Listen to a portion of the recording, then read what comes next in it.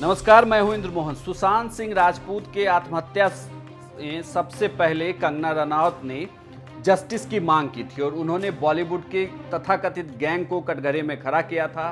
साथ ही उद्धव ठाकरे सरकार और पुलिस की मिलीभगत पर भी सवाल उठाए। वहां से यह विवाद बढ़ता चला गया और अब कंगना रनौत का कल ऑफिस भी बीएमसी ने गिरा दिया, उसमें भी तोड़फोड़ की गई। इसके बाद लगातार संजय राउत के भी निशाने पर कंगना रनौत रही, लेकिन जिस तरीके से पूरे देश की जनमानस की भावना जो थी वह कंगना रनौत के साथ जुड़ती चली गई। मंडी से लेकर महाराष्ट्र तक हर हिस्से में कंगना रनौत के लिए लोग समर्थन में उतरे।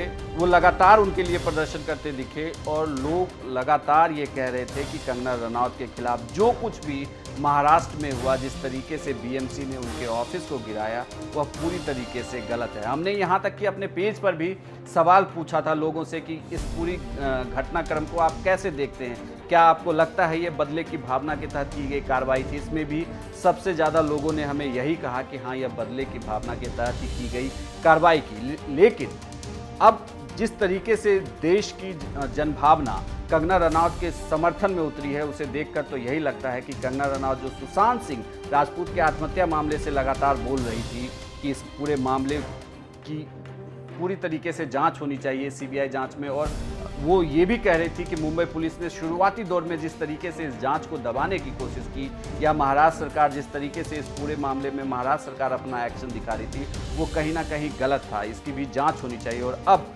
लगातार कंगना रनौत खुलकर सामने आ रही हैं और वो उद्धव ठाकरे पर भी निशाना साध रही हैं, और कल जिस तरीके से उन्होंने बयान दिया वो भी बहुत कुछ कहती है। उद्धव ठाकरे, तुझे क्या लगता है कि तूने फिल्म माफिया के साथ मिलके मेरा घर तोड़ के मुझसे बहुत बड़ा बदला लिया है? आज मेरा घर टूटा है, कल तेरा घमंड टूटेगा। ये वक्त का पहिया है, याद रखना, हमेशा एक जैसा नहीं रहता। और मुझे लगता है कि तुमने मुझ पर बहुत बड़ा एहसान किया है, क्योंकि मुझे पता तो था कि कश्मीरी पंडितों पे क्या बीती होगी। आज मैंने महसूस किया है, और आज मैं इस देश को वचन देती हूँ कि मैं सिर्फ अयोध्या पे ही नहीं, कश्मीर पे भी एक फिल्म बनाऊंगी और अपने देशवासियों को जगाऊंगी, क्योंकि मुझे पता था हमारे साथ होगा तो होगा, लेकिन मेरे साथ हुआ है, इसका कोई मतलब है, इसके कोई मायने हैं। और उद्धव ठाकरे, ये जो क्रूरता और ये जो आतंक है, अच्छा हुआ ये मेरे साथ हुआ, क्योंकि इसके कुछ मायने हैं।